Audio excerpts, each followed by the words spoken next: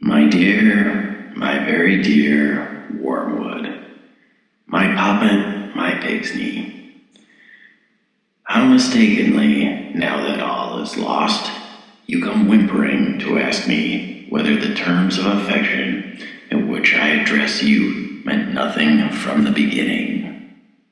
Far from it. Rest assured, my love for you and your love for me are as like as two peas. I have always desired you, as you, pitiful fool, desired me. The difference is that I am stronger. I think they will give you to me now, or a bit of you. Love you? Why, yes, as a dainty, a morsel, as ever I grew fat on. You have let a soul slip through your fingers. The howl of sharpened famine for that loss re-echoes at this moment through all the levels of the kingdom of noise, down to the very throne itself.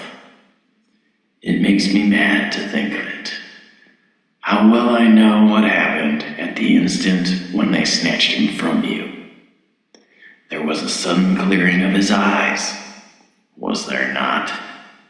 As he saw you for the first time and recognized the part you had had in him and knew that you had it no longer.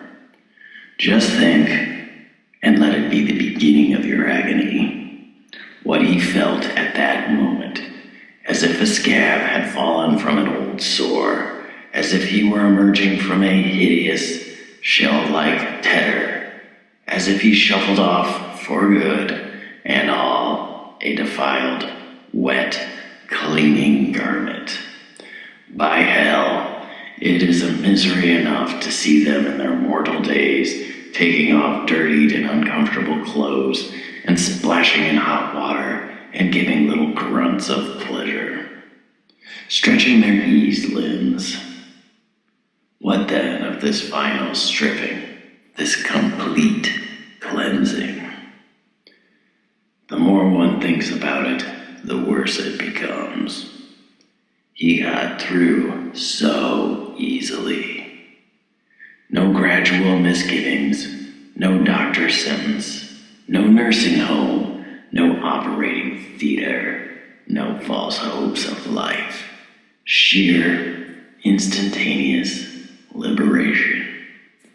One moment it seemed to be all our world, the scream of bombs, the fall of houses, the stink and taste of high explosive on the lips and in the lungs, the feet burning with weariness, the heart cold with horrors, the brain reeling, the legs aching. Next moment, all this was gone. Gone like a bad dream, never again to be of any account. Defeated, outmaneuvered fool. Did you mark how naturally, as if he'd been born for it, the earth-born vermin entered the new life? How all his doubts became, in the twinkling of an eye, ridiculous. I know what the creature was saying to itself. Yes, of course. It always was like this. All horrors have followed the same course, getting worse and forcing you into a kind of bottleneck, till at the very moment when you thought you must be crushed, behold, you were out of the narrows, and all was suddenly well. The extraction hurt more and more, and then the tooth was out. The dream became a nightmare, and then you woke. You die, and then you are beyond death.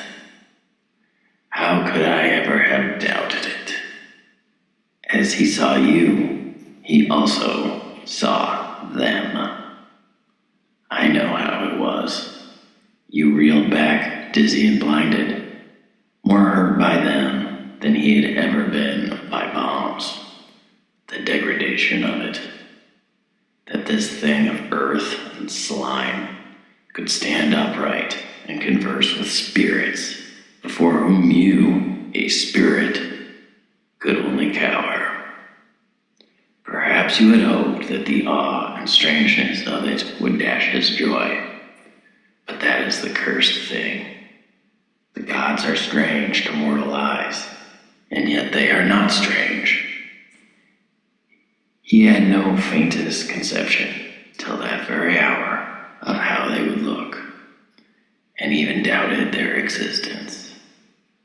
But when he saw them, he knew that he had always known them, and realized what part each one of them had played at many an hour in his life when he had supposed himself alone, so that now he could say to them one by one, not, "Who are you?"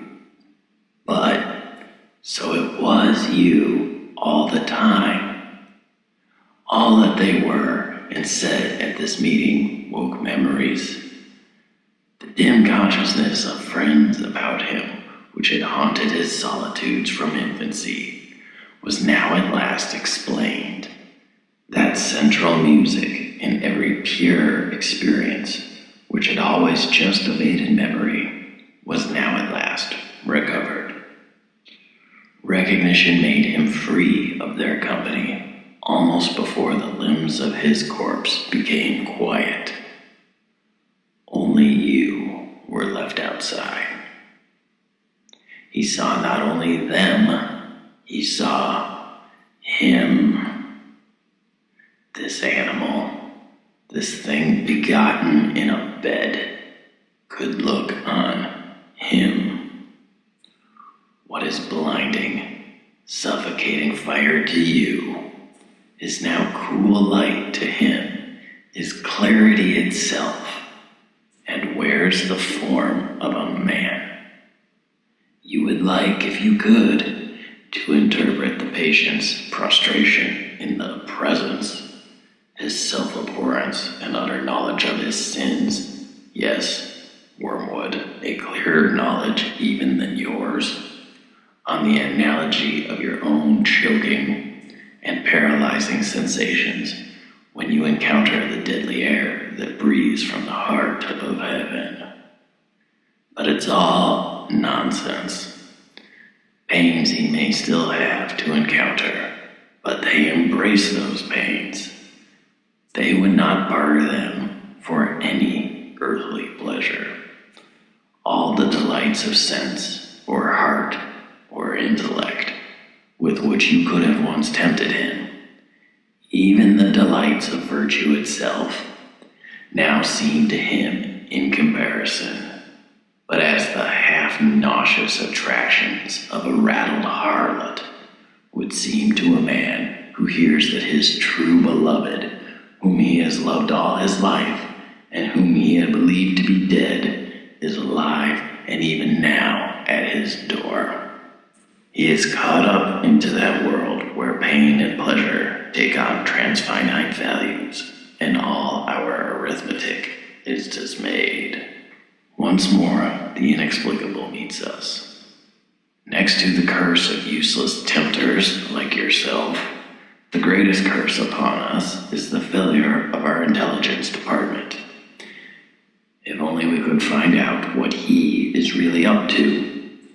Alas, alas, that knowledge in itself, so hateful and mawkish a thing, should yet be necessary for power. Sometimes I am almost in despair. All that sustains me is the conviction that our realism, our rejection in the face of all temptations, of all silly nonsense and claptrap, must win in the end. Meanwhile, I have you to settle with.